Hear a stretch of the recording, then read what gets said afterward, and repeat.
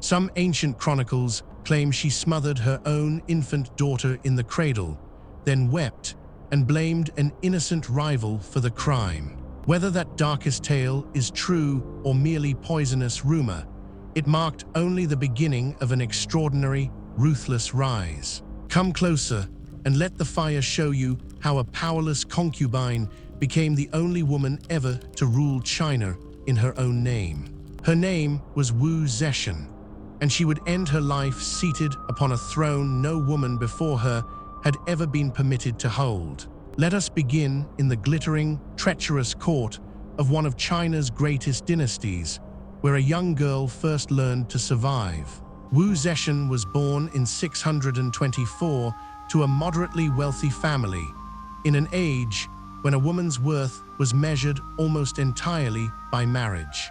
At just 14 years old, she was selected to join the Imperial harem of the great Emperor Taizong, one concubine among many. Her formal rank was low, a minor attendant amid hundreds of women competing endlessly for the emperor's fleeting attention. Yet even here, young Wu displayed a sharp, calculating intelligence that set her apart from women content merely to wait and hope. She was reportedly unafraid even of the emperor himself, once offering to tame a wild horse using nothing but an iron whip and a blade. Emperor Taizong was intrigued by her boldness, yet she remained, for over a decade, only a minor and largely overlooked attendant. She used these quiet, overlooked years wisely, learning calligraphy, court politics, and the delicate art of watching everyone closely. Other concubines dismissed her as unremarkable and safely beneath notice, a mistake many of them would come to regret bitterly. In 649, Emperor Taizong died, and by rigid custom, his childless concubines were sent away to live out their days in a Buddhist convent. It should have been the quiet, permanent end of Wu Zetian's brief, unremarkable time within the imperial court entirely. But during her years as a minor concubine, she had reportedly caught the eye of Taizong's own son, the crown prince himself. That prince now ruled as Emperor Gaozong, frail-willed, but genuinely infatuated with the sharp, unforgettable woman from his father's court. Defying considerable convention and scandal, Gaozong recalled Wu Zetian from her convent seclusion back into the imperial palace. Court gossips whispered scandalously that a son had taken his own father's former concubine, a technical breach of deep social taboo. Wu Zetian, characteristically, seemed entirely unbothered by any scandal that stood between herself and genuine influence. Gaozong's own wife, the proud Empress Wang, initially welcomed Wu Zetian's return, hoping to use her against a rival concubine. It proved a catastrophic miscalculation. Wu Zetian outmaneuvered every rival within the harem with startling speed and precision. Some ancient chronicles allege that Wu Zetian secretly smothered her own newborn daughter, then accused Empress Wang of the murder. Modern historians remain deeply divided on whether this shocking accusation was true or a later invention meant to blacken her name. Whatever the truth, the accusation worked precisely as intended, and Empress Wang's position collapsed under suspicion and scandal.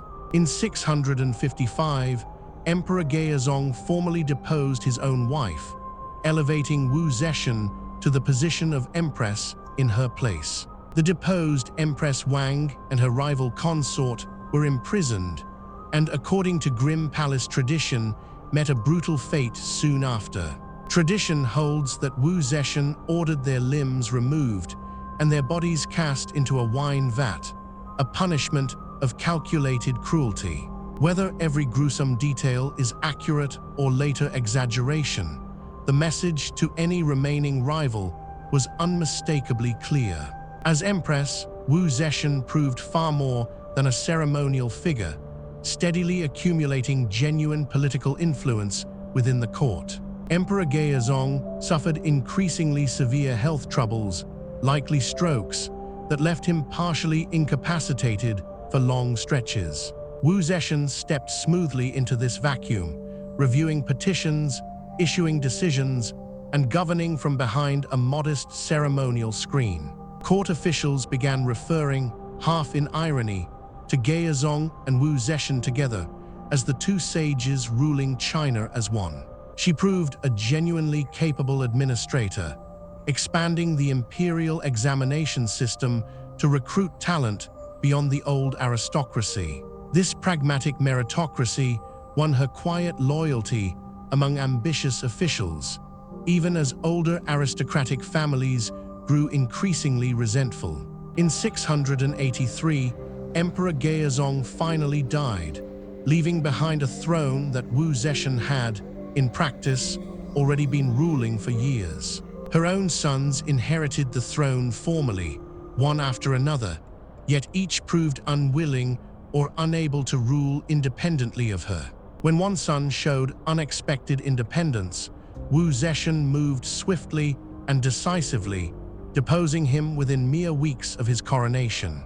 She installed a more pliable younger son in his place, ruling in all but name from directly behind his hollow ceremonial throne.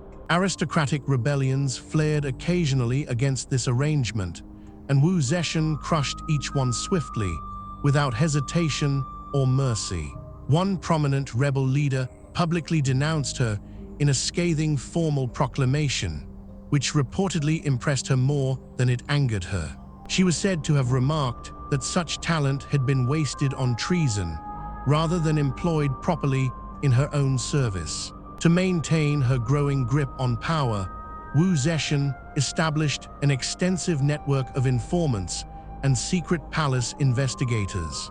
Suspected rivals and critics found themselves suddenly accused, interrogated, and often executed on evidence that convinced almost no one. Entire aristocratic clans that had once looked down upon her humble origins now lived in genuine, constant fear of her reach. Yet even critics grudgingly admitted that beneath this ruthless suppression, the empire itself remained remarkably stable and genuinely prosperous. Trade flourished along the great overland routes westward, and the imperial treasury swelled steadily under careful, competent management. Wu Zetian personally reviewed reports from across the empire, famously demanding precise, honest information rather than flattering fiction. Wu Zetian cultivated Buddhism deliberately, promoting scriptures that conveniently prophesied a female ruler destined to bring universal peace. She commissioned magnificent religious monuments, including a colossal stone Buddha carved into the cliffs at Longmen. Some observers noted, quietly, that the statue's serene, commanding face bore a striking resemblance to the Empress herself. Religious patronage on this scale served a clear political purpose, presenting her unprecedented ambitions as heaven's own will. Auspicious omens conveniently began appearing throughout the realm, purple clouds and strange stones inscribed with prophetic characters. Whether these omens were genuine popular belief or carefully orchestrated theater, they steadily built momentum toward her ultimate ambition. By 690, Wu Zetian judged that the moment had finally come to abandon all remaining pretense of ruling merely through her sons. In a move utterly without precedent in 3,000 years of Chinese history, she declared herself emperor in her own right. She renamed her dynasty Zhou, invoking an ancient, revered lineage to lend legitimacy to her extraordinary, unprecedented claim. No woman before her, in the entire recorded history of China, had ever claimed the title of emperor rather than empress or regent. Conservative officials were horrified, viewing her ascension as a fundamental violation of the natural order of heaven and earth. Yet none dared openly resist a woman who had already spent decades demonstrating exactly how ruthlessly she dealt with opposition. As emperor, Wu Zetian continued expanding meritocratic examinations, further weakening the old hereditary aristocracy she had long distrusted.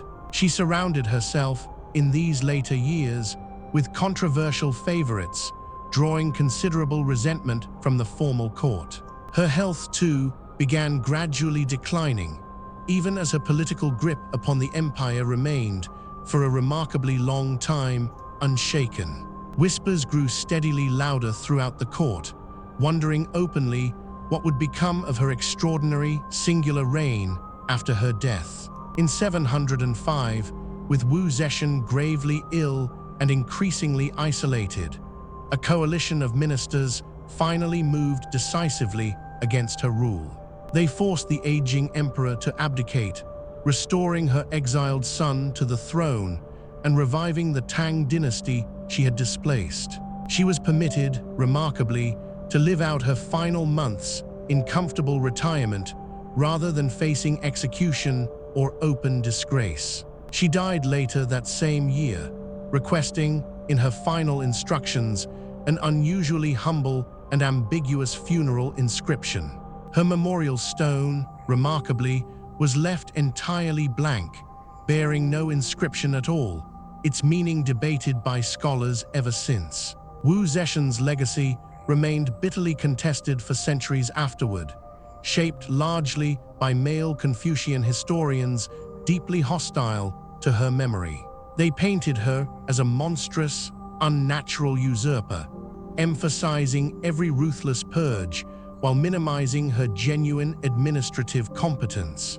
Modern historians take a more balanced view, recognizing both her calculated ruthlessness and her genuinely effective, stable governance. The examinations she expanded endured for centuries afterward, quietly reshaping how China's government recruited its most capable officials. Perhaps that blank memorial stone was, in the end, her final and most fitting statement, refusing to explain herself to anyone at all.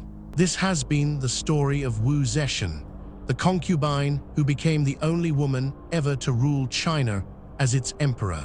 Sleep now and remember that history rarely forgives the ambitious woman as easily as it forgives the ambitious man.